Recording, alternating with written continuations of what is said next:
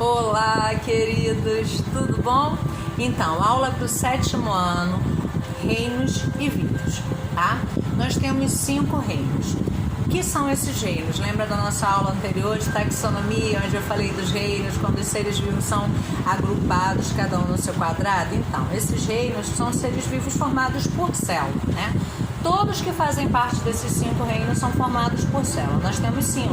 Reino Monera, Proctista, Fungi, Plantae e Animalia. Vamos conhecer cada um deles? Então, Reino Monera, ele é formado, aí quem pertence a esse grupo são as bactérias e as arqueias, tá? São seres sempre unicelulares, vão ser sempre compostos por uma única célula. Agora, eles são procarióticos, eles não têm membrana nuclear, lembra? Eu falei isso para vocês, né?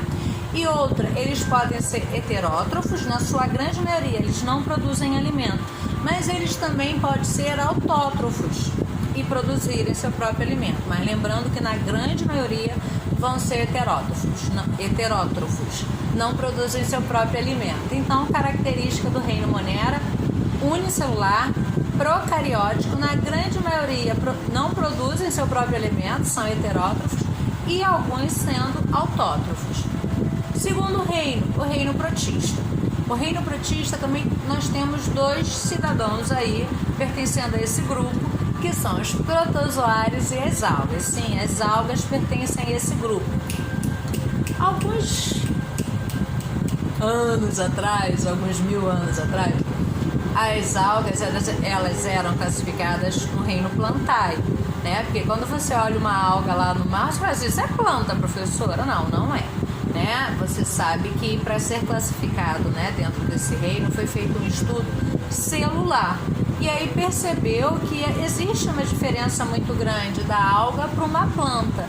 Quando ela era classificada como planta, ela estava num grupo de talófitas, seres com corpo formado por um talo. Porque se você olhar as algas, né, não é só um talo que você vê.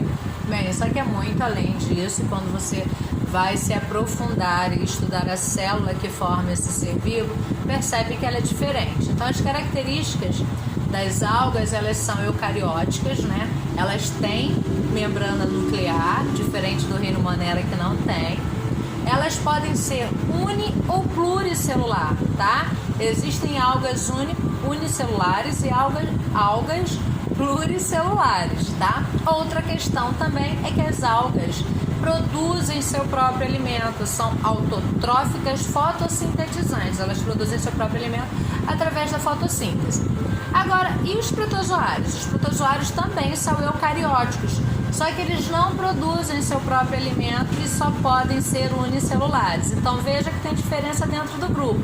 Reino protista você tem 2, tem protozoários e algas, sendo que os protozoários são unicelulares, são eucarióticos e não produzem seu próprio alimento, sendo autotróficos. As algas podem ser uni ou pluricelulares, produzem seu próprio alimento, são autotróficas fotossintetizantes e podem também ser uni e pluricelulares. Então vou repetir, que parece que ficou meio embolado. Alga eucariótica, uni e pluricelular e produzem seu próprio alimento, sendo autotróficas fotossintetizantes. Agora, os protozoários são eucarióticos também, apenas unicelulares e não produzem seu próprio alimento, são heterótrofos, tá? Terceiro reino aí, nós temos o reino fungos. São os fungos. Eu adoro essa parte, principalmente se eu estivesse na sala de aula com vocês, porque fungo não é apenas aquele bolor que você vê na parede ou num galho de árvore, né? Os fungos, eles podem ser uni ou pluricelulares também. Mas, por exemplo, existem muitos fungos que estão na nossa alimentação. Sim, estão na nossa alimentação.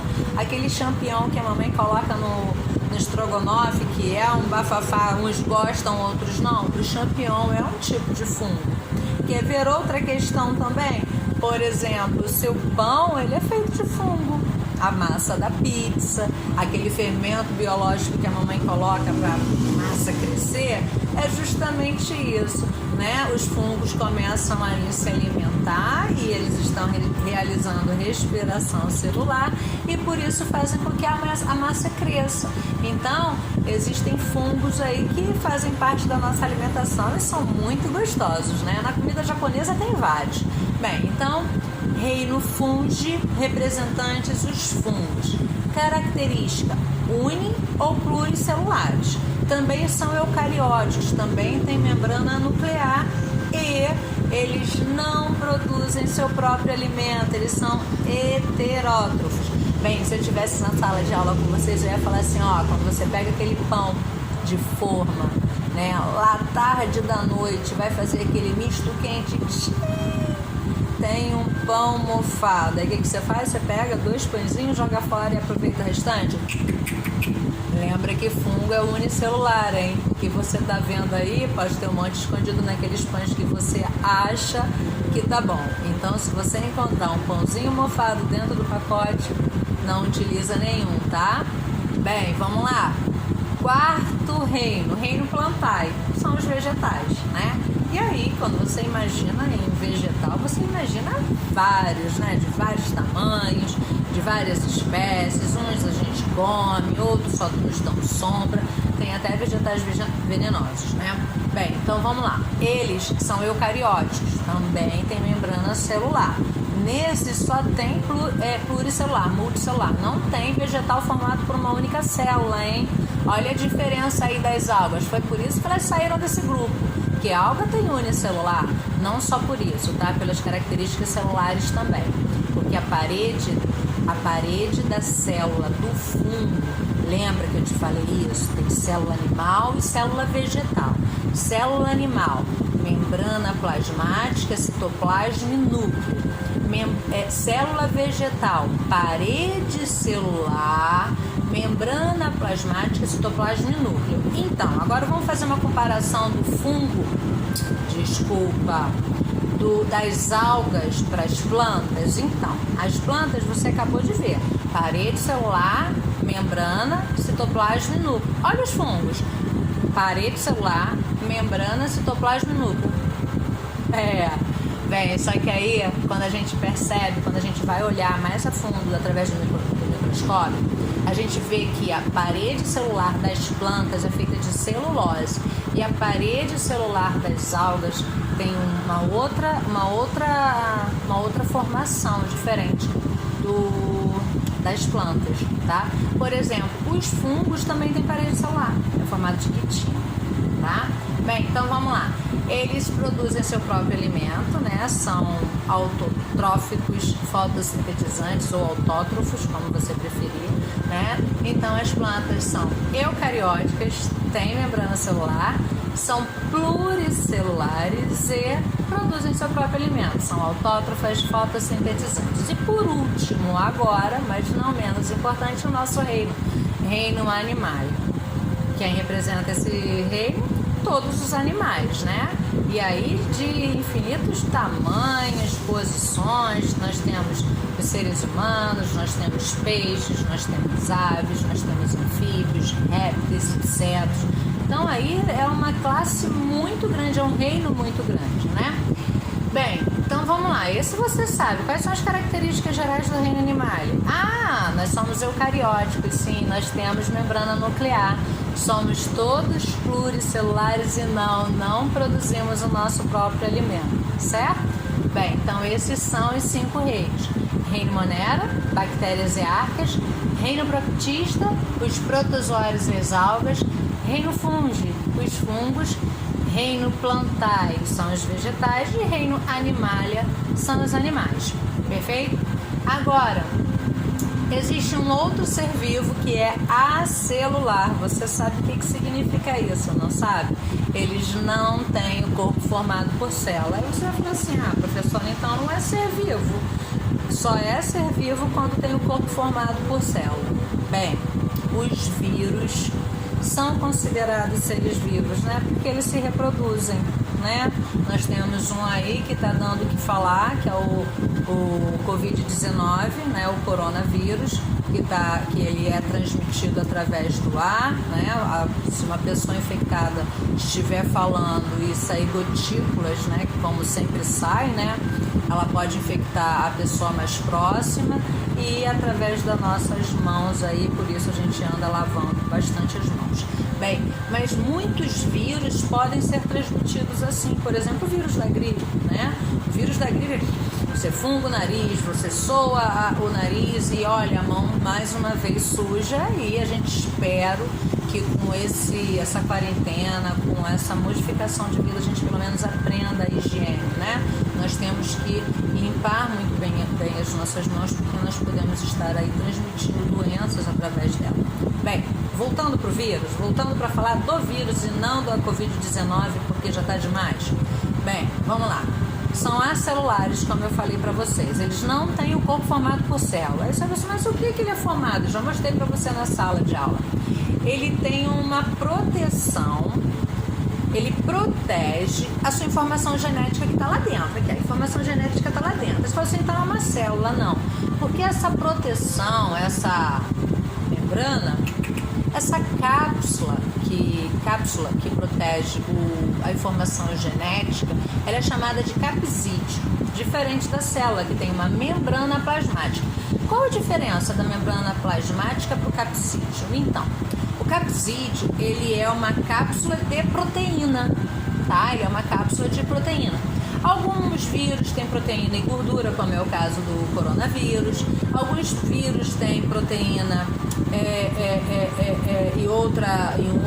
uma outra união aí nessa cápsula. O coronavírus tem proteína e lipídio, né? Agora, e a membrana plasmática da célula? É uma dupla camada fosfolipoproteica. Lembra? Você está cansado de ouvir isso de mim, né? Então os vírus, eles são acelulares, eles não têm membrana plasmática, não tem citoplasma, não tem núcleo. O que ele tem? Ele tem uma cápsula proteica chamada de capsídeo, tá? E dentro dessa cápsula proteica ele tem a sua informação genética. Ele pode ter um DNA ou ele pode ter RNA, tá? Bem, por que eles são considerados seres vivos? Pela capacidade de se reproduzir. Eles são parasitas intracelulares obrigatórios. Eles precisam de uma célula para se reproduzir. Esse é o grande problema, né? E eles podem atingir qualquer tipo de seres vivos dentro desses 5 reinos que eu acabei de te falar.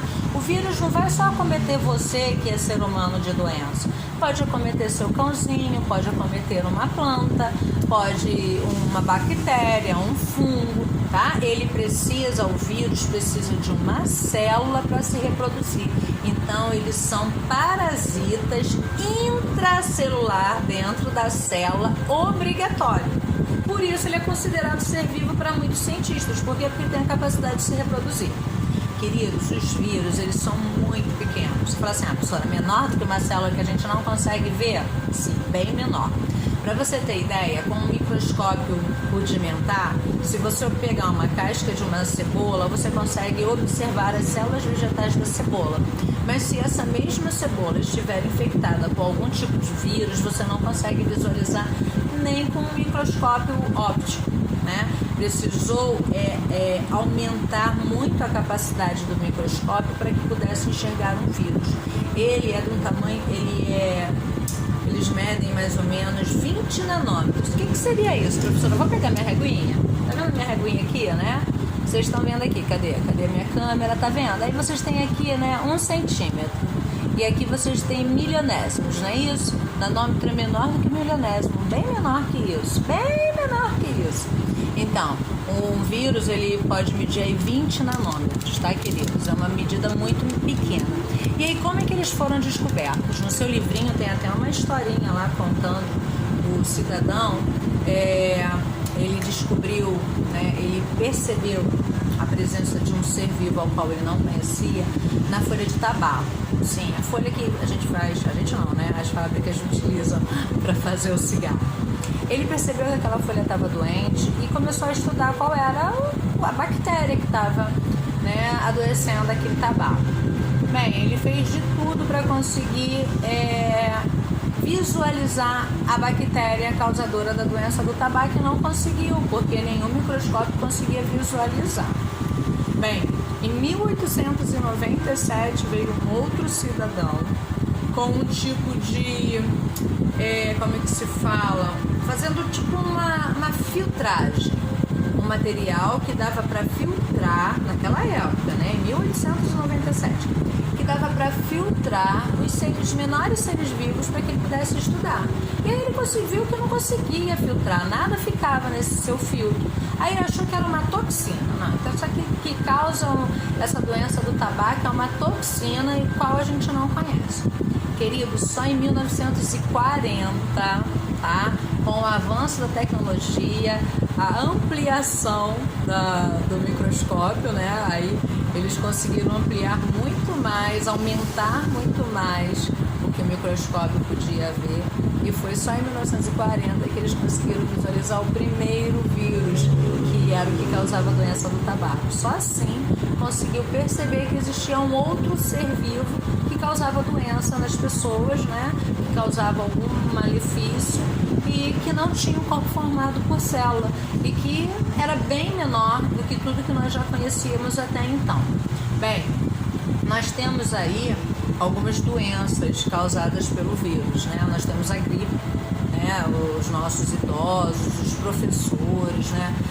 São todos vacinados todos os anos para a gripe, para a influenza, porque é uma doença causada pelo vírus e, como eu falei aqui no nosso vídeo, né, ele é transmitido aí com facilidade e pode até levar à morte, sim, a gripe pode matar, né?